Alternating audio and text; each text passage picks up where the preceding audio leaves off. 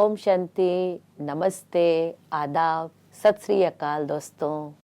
एक मुलाकात कार्यक्रम में आप सभी का बहुत बहुत स्वागत है।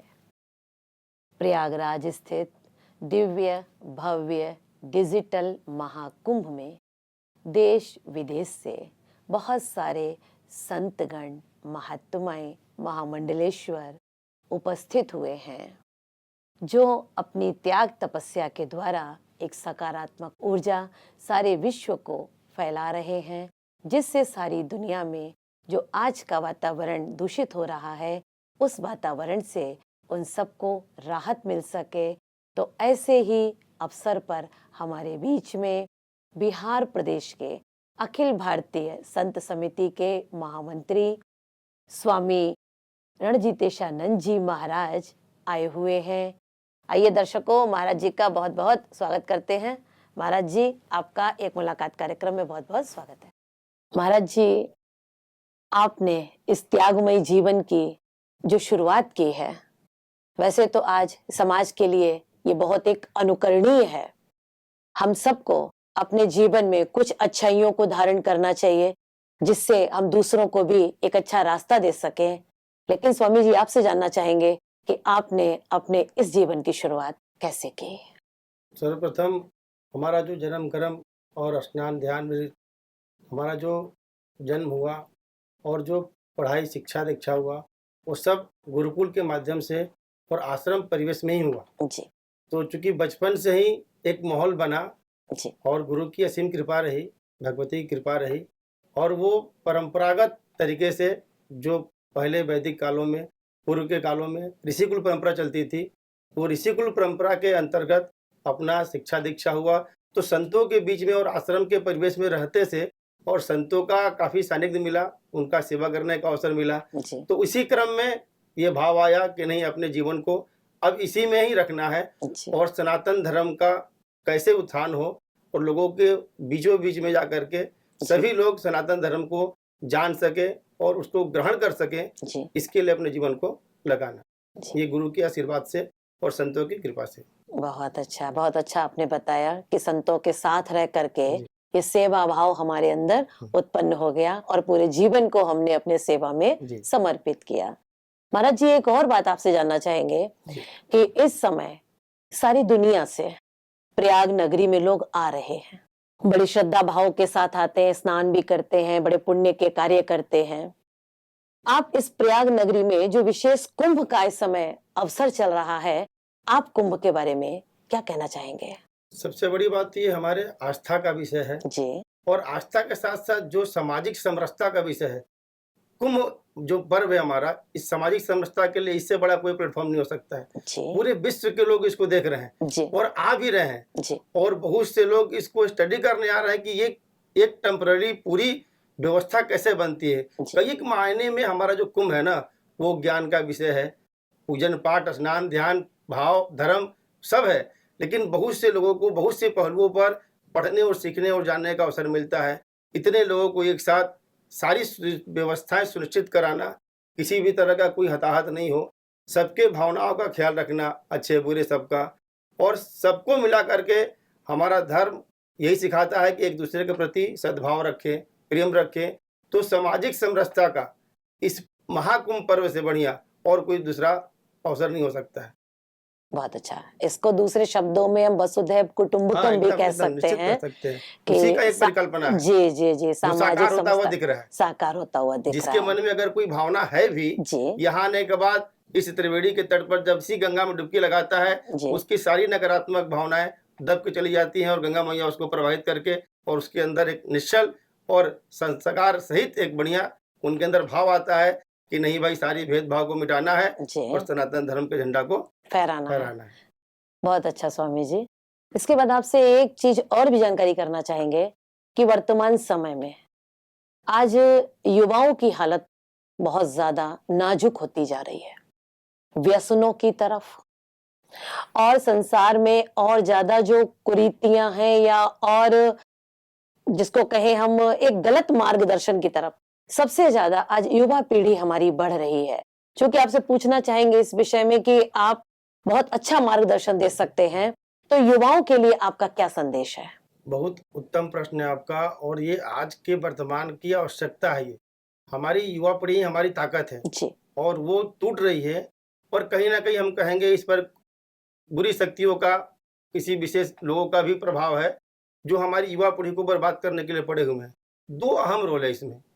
एक तो मोबाइल का मुख्य आधार है, क्योंकि मोबाइल अच्छा भी है, उसका हम लाभ भी ले रहे हैं, बिजनेस व्यापार में उपयोग भी करते हैं। लेकिन उस मोबाइल से, इंटरनेट से युवा पीढ़ी हमारी और हमारे जो बच्चे हैं, वो बहुत तरह से मानसिक रूप से इतने उसमें फंसते चले जा रहे हैं। ये बहुत बड़ा कारण है। दूसरा, जो अभी नशा को लेकर के लोगों में तरह तरह का आ गया है, और हमारे बहुत से महान लोग भी उसका प्रचार कर रहे हैं।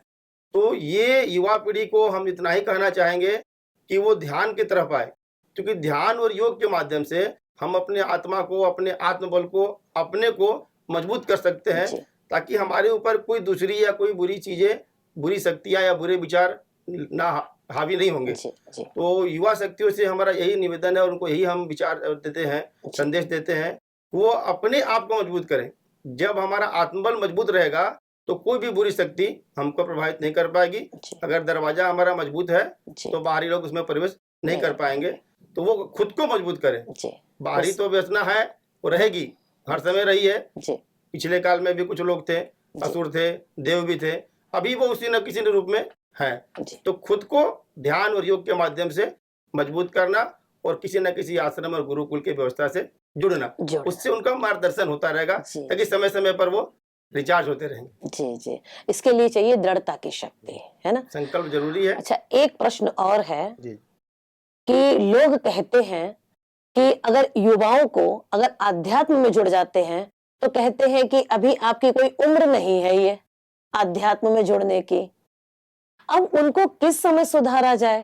हमारा और आपका कहना तो यही है कि अगर हम युवा अवस्था में अगर कहीं ध्यान से, साधना से अगर हम अपने आप को जोड़ लेते हैं, तो कोई भी गलत विचार, गलत व्यवहार हमारे जीवन में आ नहीं सकता। सही।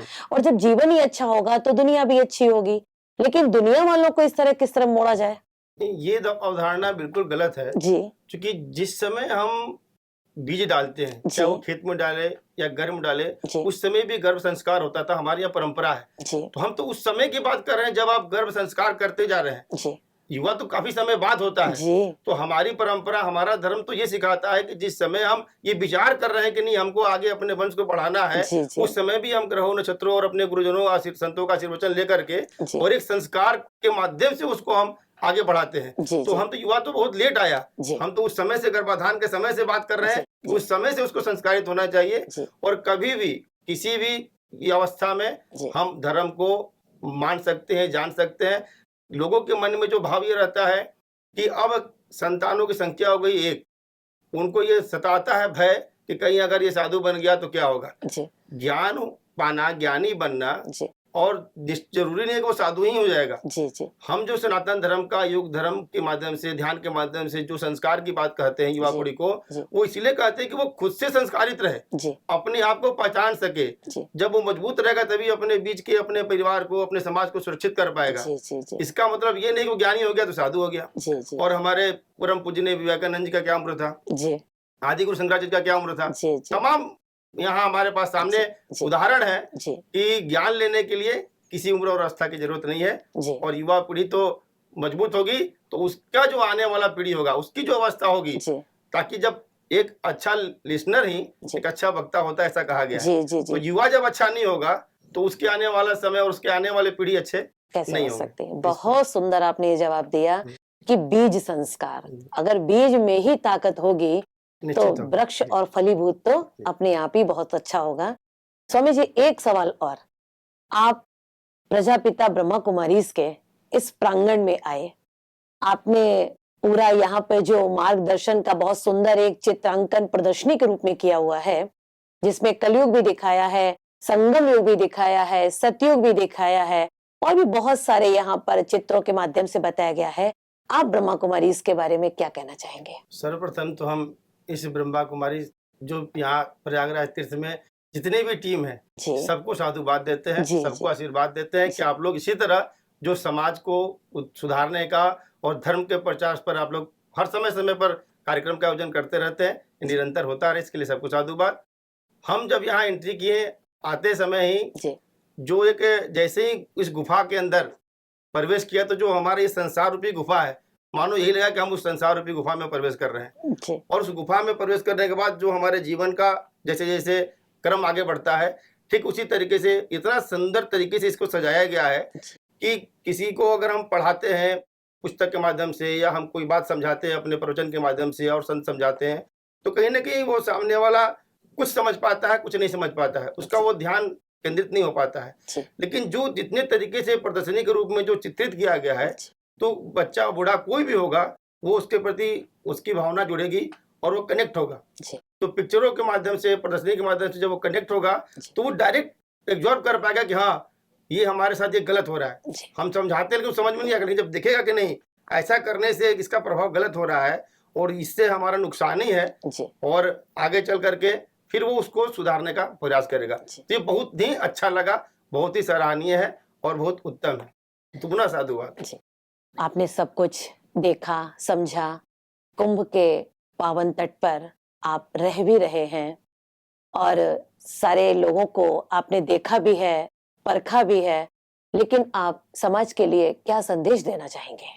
सबसे बड़ी बात है कि हम समाज को यही कहेंगे कि सनातन धर्म का अवलंबन करें, ध्यान को अवलंबन करें, योग को अपनाएं, अपने अंदर सामाजिक समरसता की भावना को उत्पन्न करें, और जहाँ तक हो सके एक हाथ से दूसरे हाथ को मदद करें। क्योंकि ईश्वर ने 4 हाथ भी दे सकता था, 5 भी देता, 1 भी देता।